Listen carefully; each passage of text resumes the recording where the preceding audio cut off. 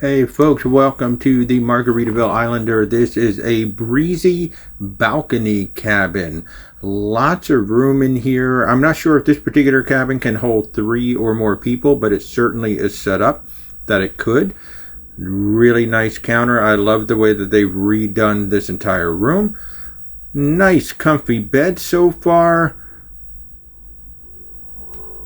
The renovations are actually quite pretty in here. You can tell they put a lot of work. Look, there's parrots on the bedspread. Love this so much. Plenty of room underneath the counter. You got shelves there. We've got our little fridge, or at least a cool box. Plenty of drawers on the side. Then big, massive storage centers in here.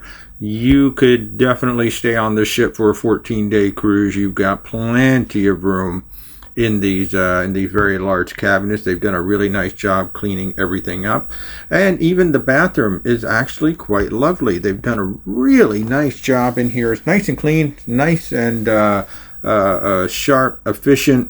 If you've been on a Carnival Spirit class ship, this is essentially the same ship. This is a former Costa Atlantica, and here is the balcony outside. So there's a quick look at the Margaritaville Islander Breezy Balcony.